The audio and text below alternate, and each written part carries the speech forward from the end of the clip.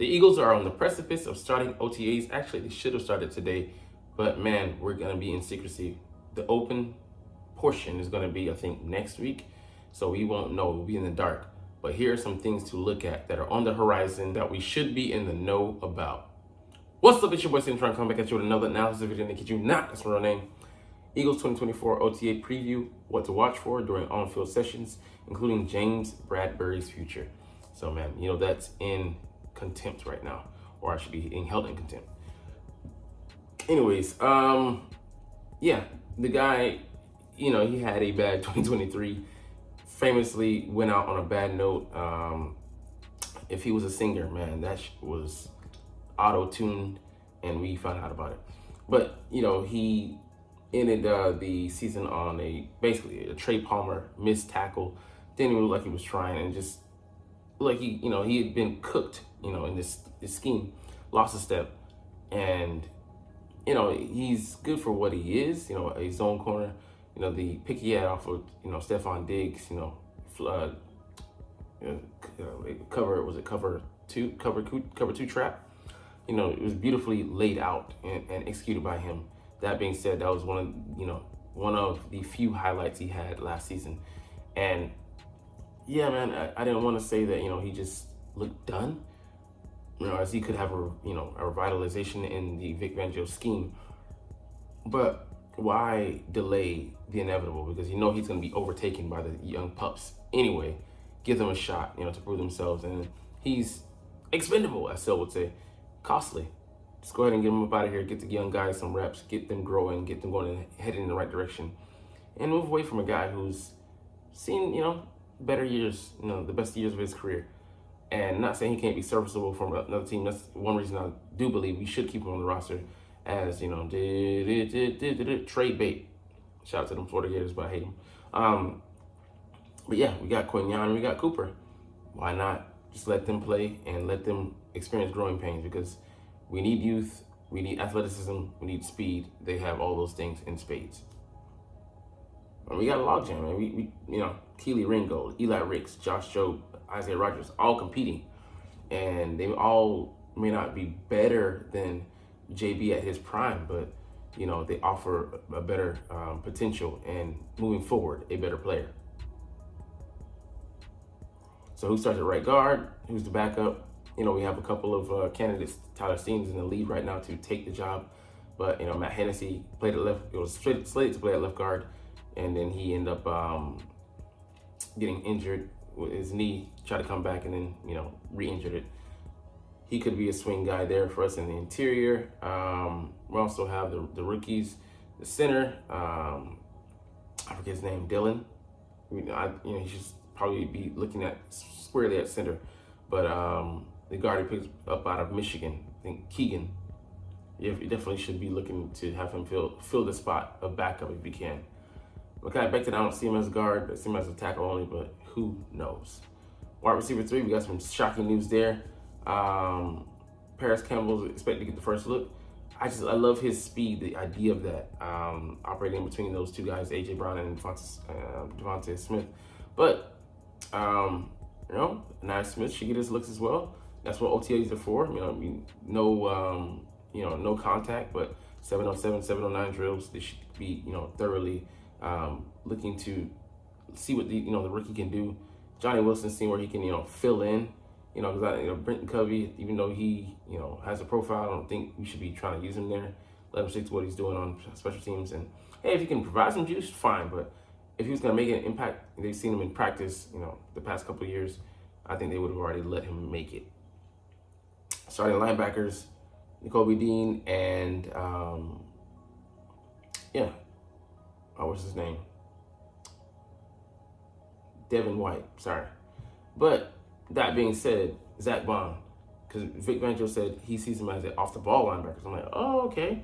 So he can do a little bit of everything, maybe a vis-a-vis, Andrew Van Ginkel. But that being said, does he unseat White?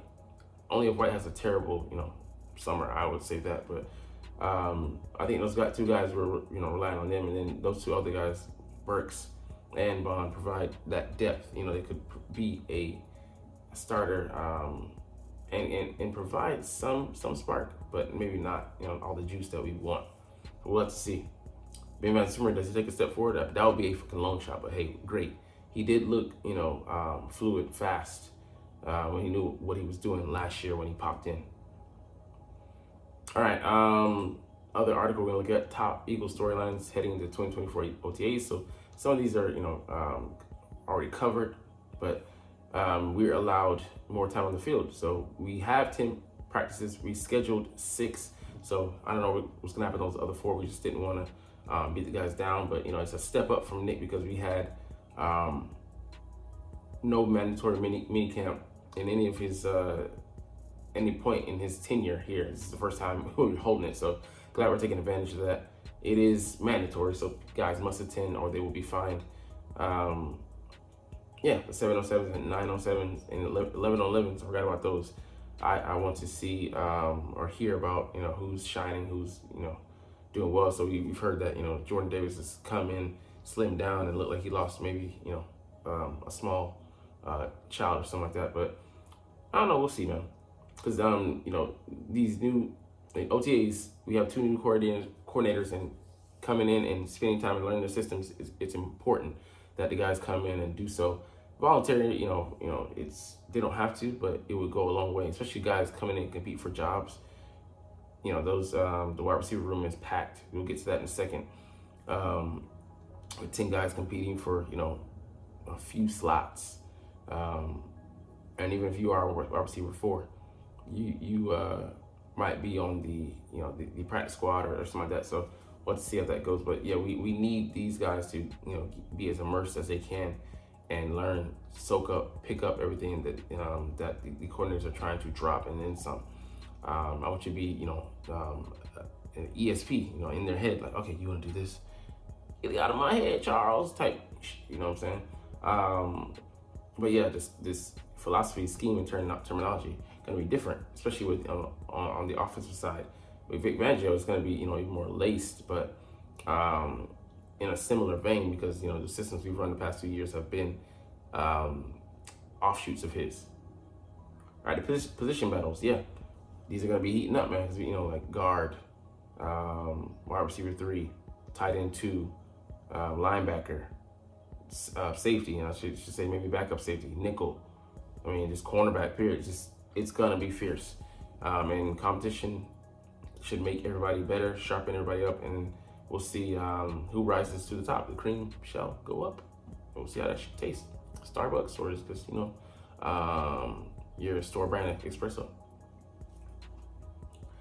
But yeah, I'm excited, man. Welcoming these guys to Philly. You got new guys, Saquon Barkley, welcome back. CJ, DJ, Bryce Huff, Devin White, Saquon, Quadilla. Yeah, man, these guys can all be leaders in their own rights. I think Bryce was, a little bit, of that in Greenland. Saquon was definitely that, so he'll continue that. CJ Gardner, the guy we look to. He's that passionate guy, brings that fire and inspires everybody. So it's gonna be a lot, man. It should turn out to be one of the better training camps we've had in years. Not just because we're revitalized and looking to vary our approach, but because the talent we've amassed, and it's just hard to believe that we're not going to win a certain amount of games. We'll get into that later at some date and some point in a video. But I just put it. Say it's a high, double digits. All right. One surprise bit of news was that someone was stepping out of the limelight to move on to spend time with their 4 kids, and that would be Devontae Parker, the former wide receiver of the Patriots, brought into the league by the Miami Dolphins. Former first round pick announces his retirement on the first day of Eagles OTAs. Well, that didn't last long, so he hasn't been the shortest tenured Eagle, but he is turning it in. He let Adam Schefter know after 9 seasons he's calling it quits, and he's decided to retire. So he wants to spend more time with his kids, his family. Like I said, hey man, you can't knock the guy. He's made his money, caught 5,500 balls, I think 30 so touchdowns. We lose some experience there, an outside receiver. So who's gonna maybe step in and replace him? Don't know, but who's available? That's a big question. See this guy here, Michael Thomas. He's out there, but he's a shell of his former self. So do you want a guy like that? I'm forgetting who else is out there on the market.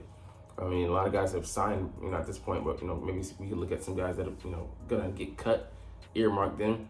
But, he fit a specific role, being a backup, emergency option if AJ goes down, or if, Devontae goes down. We have someone to plug and play in that size and experience. And, he does have a decent amount of speed, slowed down a tremendous amount after he got to New England. And I think he maybe was coming off some injuries, I think 2 seasons ago. So not the freshest, not the spryest, but,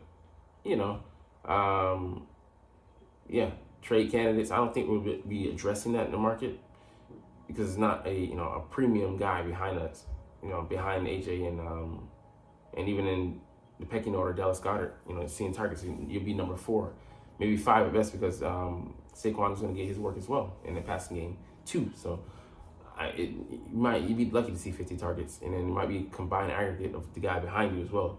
You both reaching that number. So not a priority, like I said, but because the free agents out there, someone that could be serviceable. Hey, Michael Thomas can do it. He'd be a beast, and I know he can play in the slot as well. So some of the versatility might be on that list. But let's look at the guys that are available.